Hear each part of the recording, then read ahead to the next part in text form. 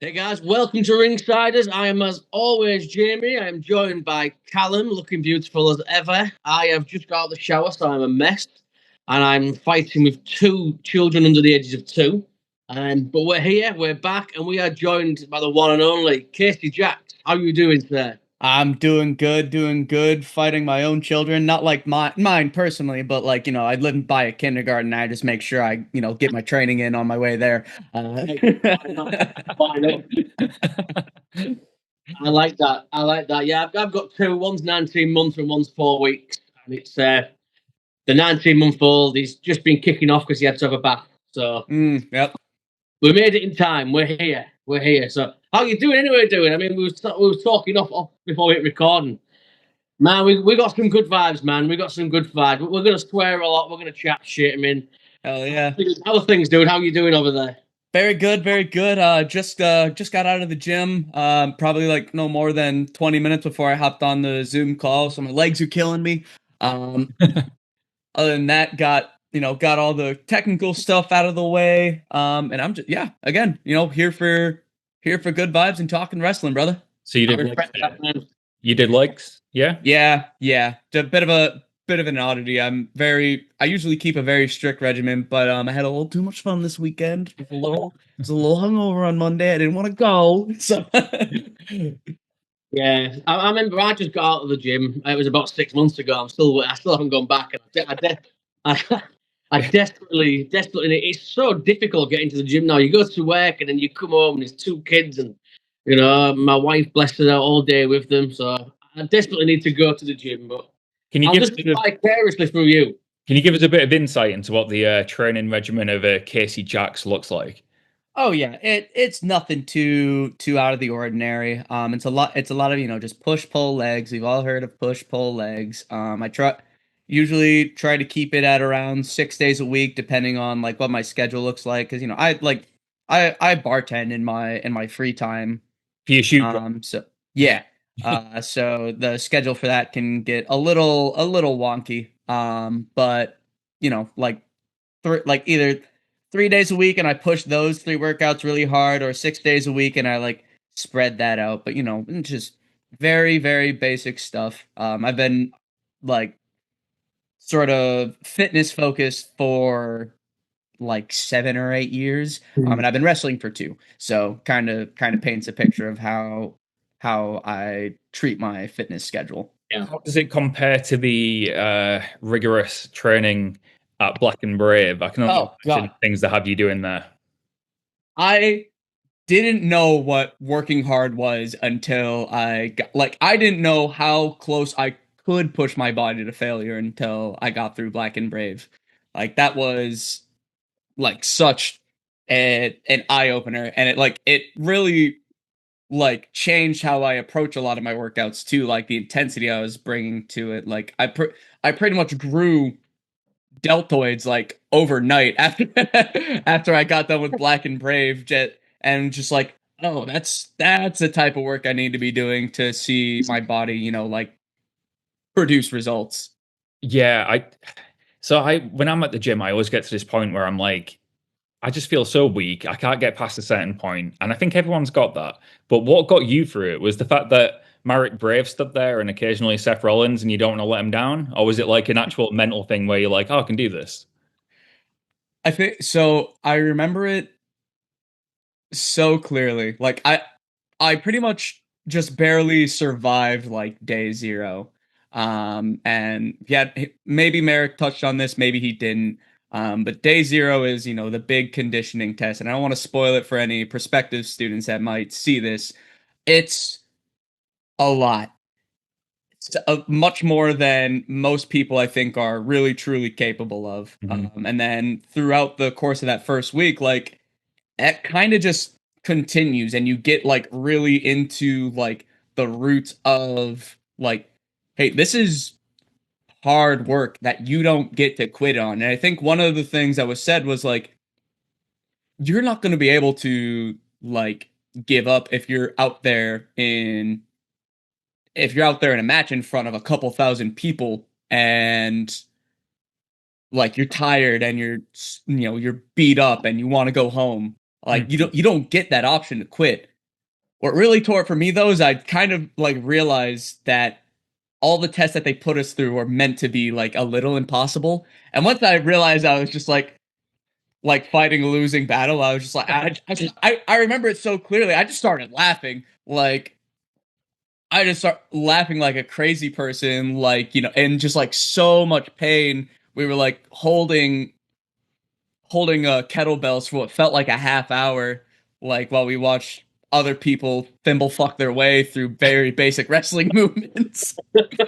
And it was just, oh my God. Like, it was, again, torturous, but like, the kind of perspective you need if you want to like get through training, and then like, even more than that, like get through to like, actual heights and success in the wrestling business. Sure. I mean, what's the actual day-to-day like? Is it you go in, you do your physical training, like your exercises, your weights, and then get in the ring? Or Oh, I don't know what it's like these days. I know they've switched some things around just with like, people, everyone there still has lives.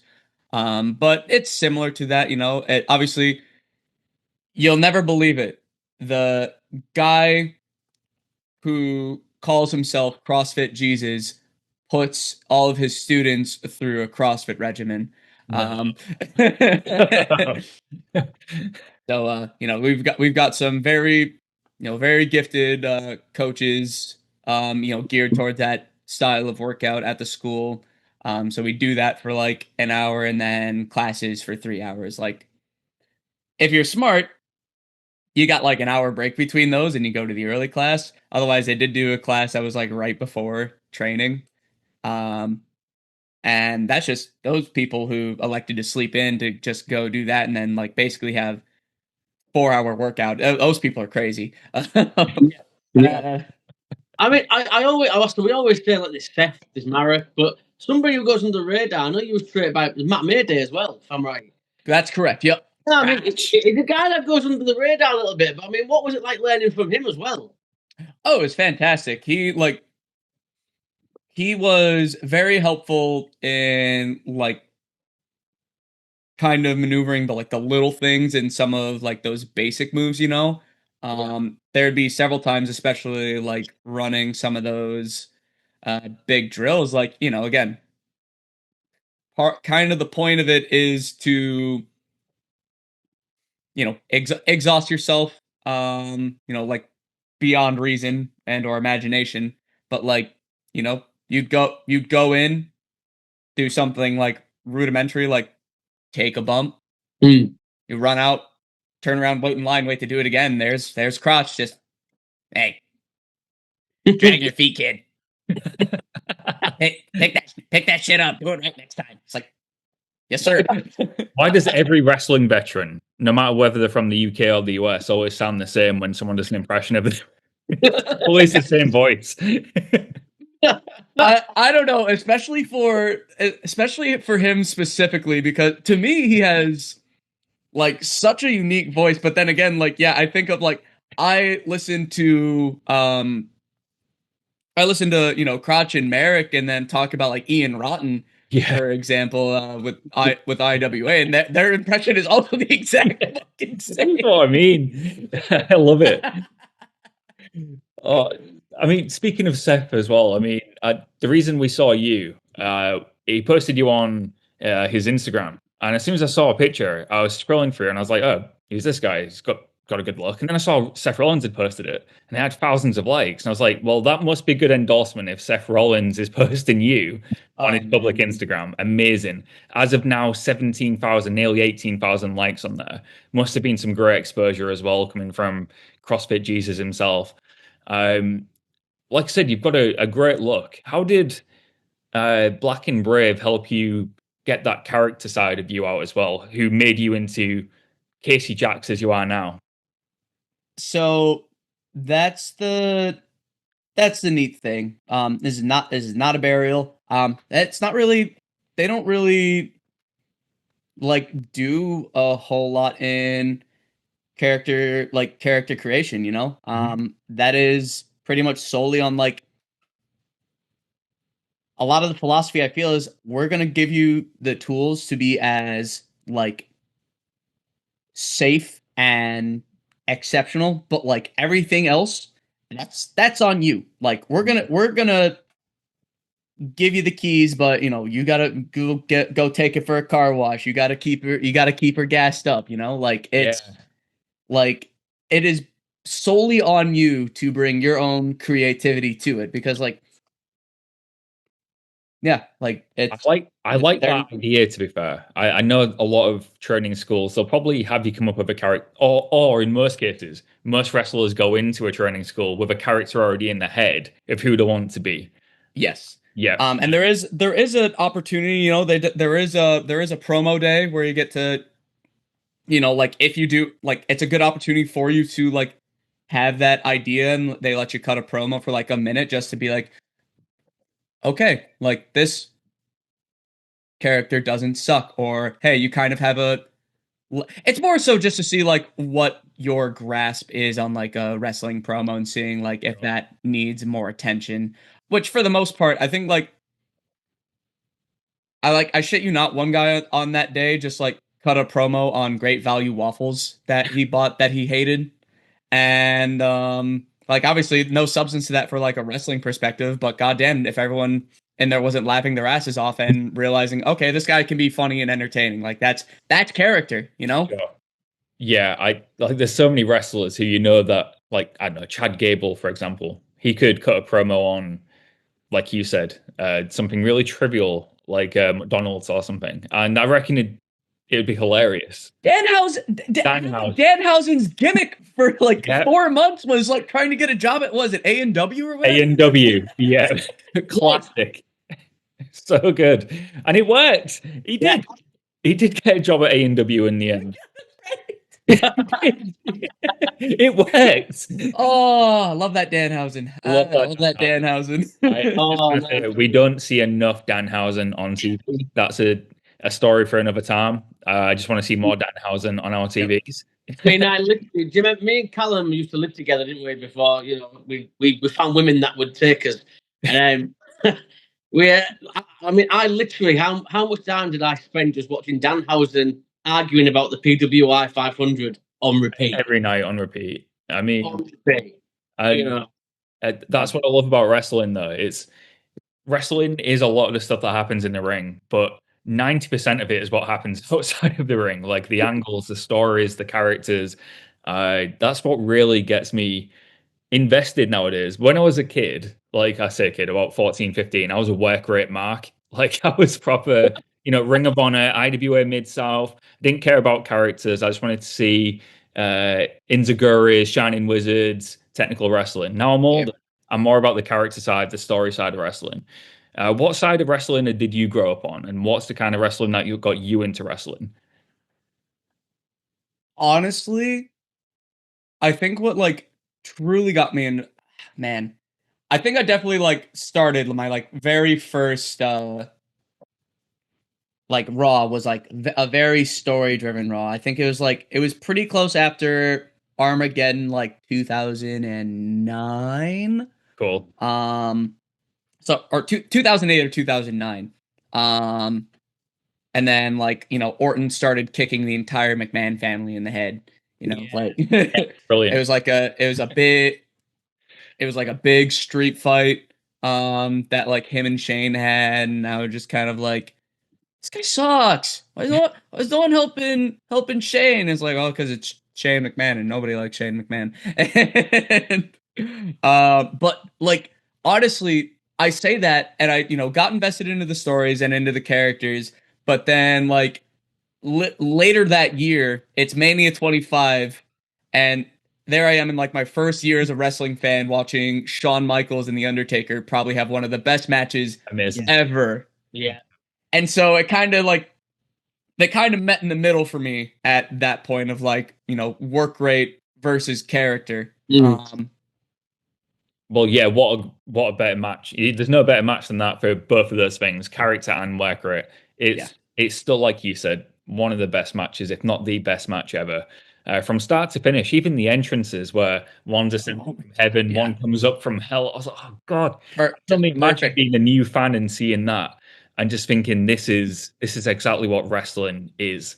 When people say to me like, why do you like wrestling? It's like you can point to that match and go, this is why. Yep.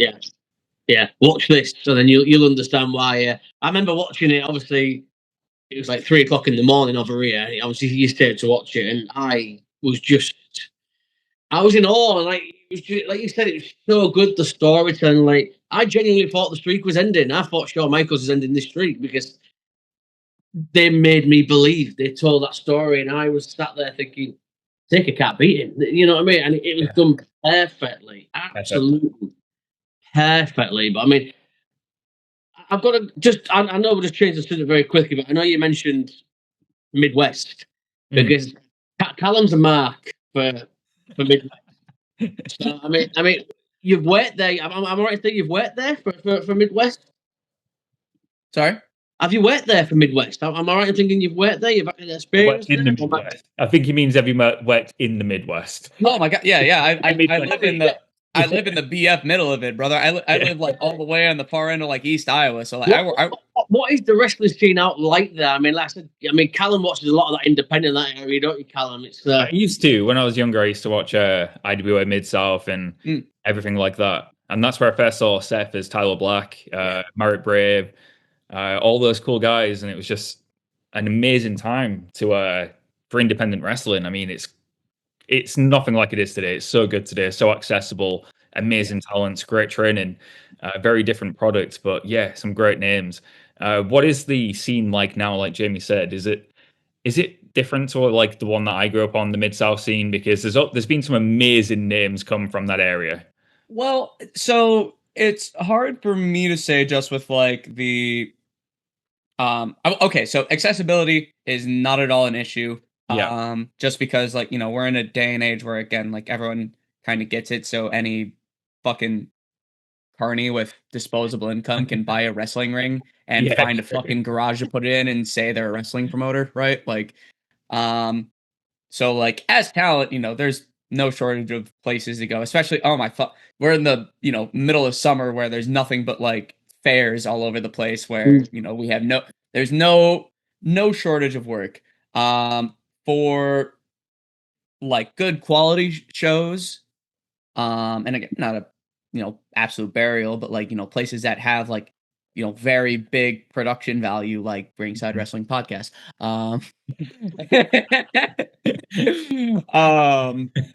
Like you're heading out to Chicago, basically. Yeah. That's where a lot of it is. Iowa has a couple, of predominantly like really well established shows.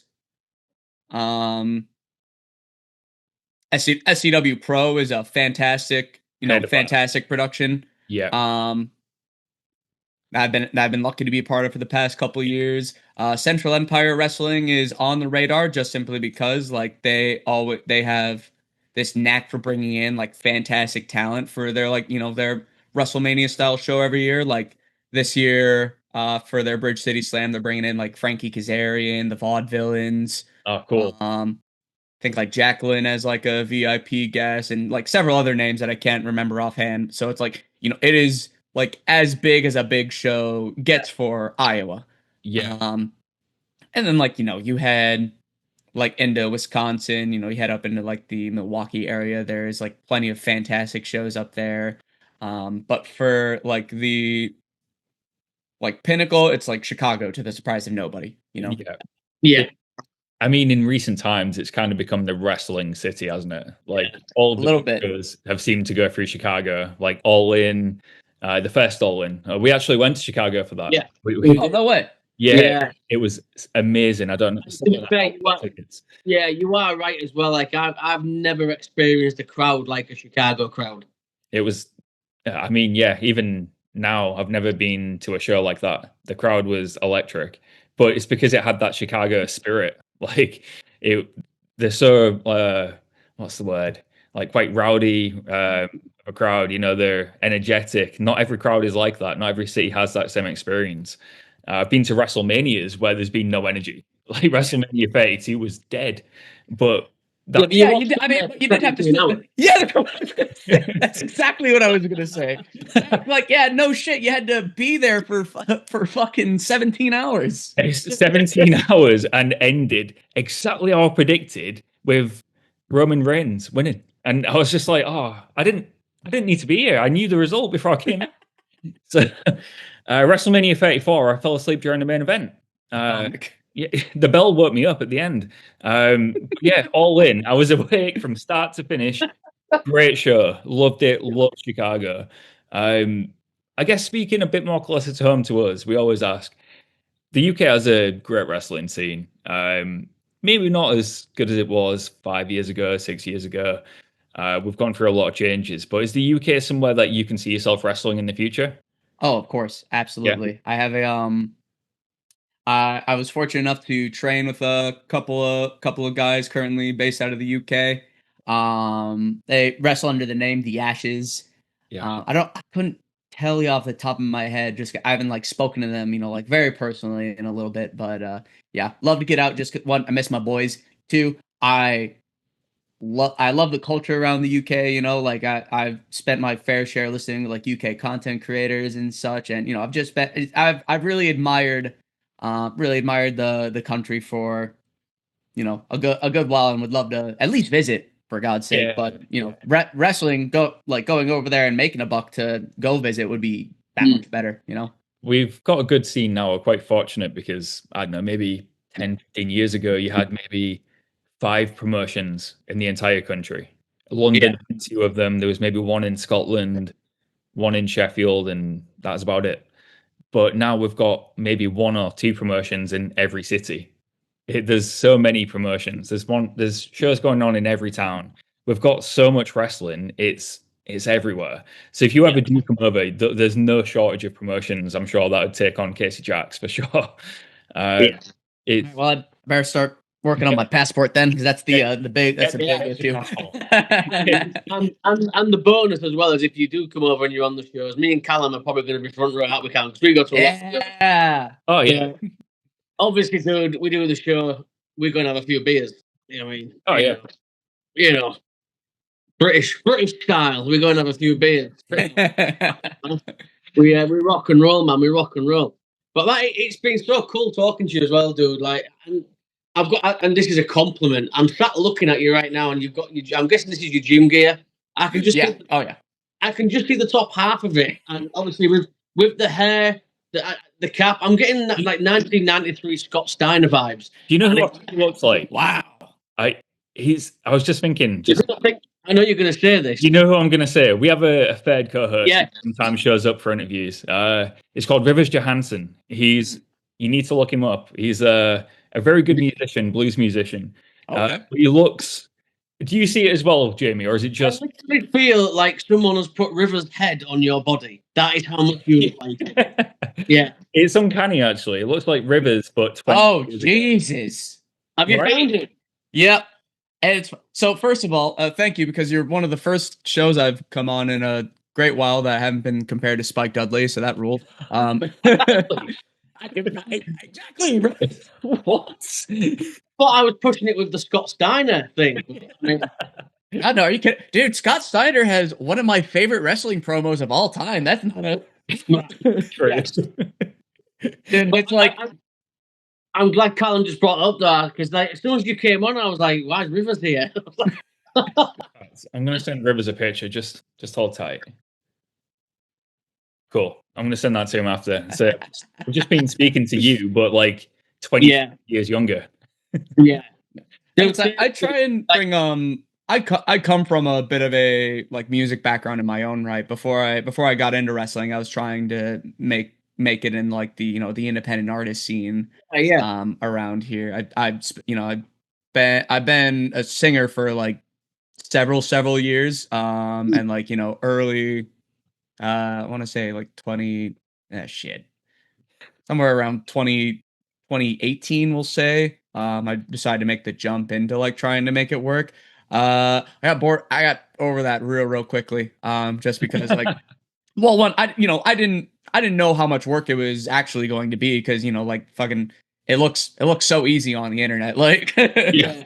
you just like blow up one day and then all of a sudden you're famous. But that's like, I stepped away from that for a good while just to, again, like I was burnt out, and then I started digging into the wrestling scene, and here I am today, still apparently looking like a rock star. So that, cheers, appreciate that a lot. You feel like a rock star. I mean, you have got that rock star look, even in your wrestling character. Like I said earlier on, saw that picture on Rollins' Instagram and thought, this guy's got a great look. And you have got that like rock star look about you, I think. So maybe you have kind of merged your music side into it in some. Hey man, if I can just get a band together to write a song for people to sing on my way out to the ring, like fucking I want that Judas pop, I want that Metal Angus pop. All right, that's it. So let's do it. Get yourself over to the UK, right? We'll get you on the wrestling scene. Rivers plays guitar. I play a little bit of guitar. My wife replied. He said that motherfucker stole my gimmick.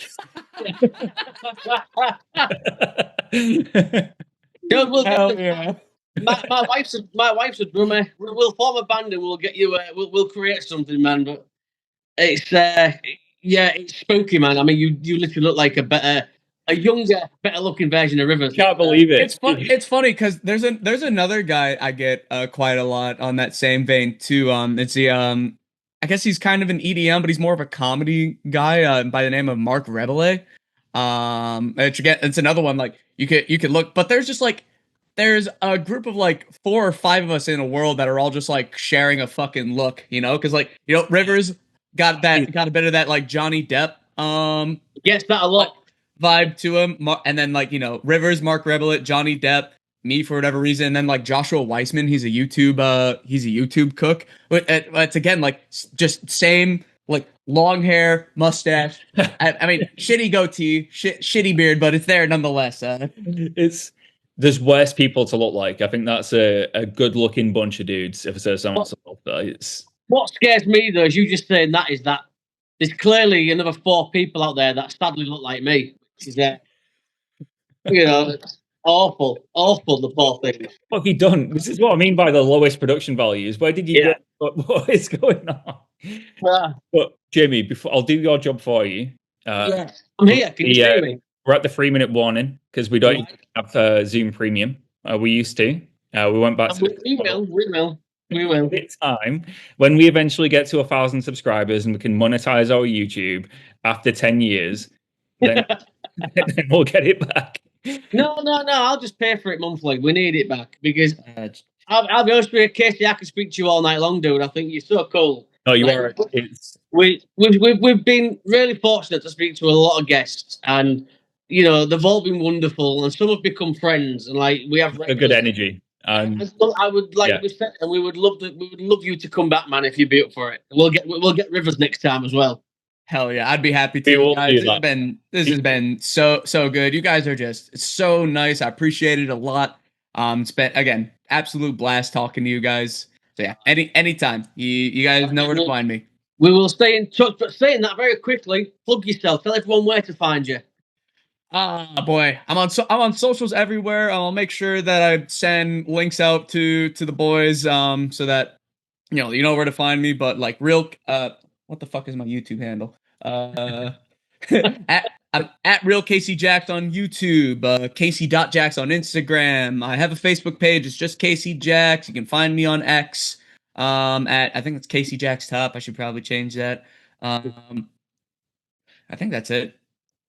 Yeah, and hey, I'm also on everything in Shoot, but if you find me there, we're gonna have some issues. All right.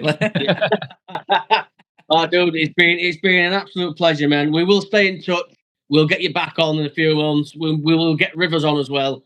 But for now, Casey Jax, thank you so much, man. Appreciate it. Cheers, lads. Thanks again.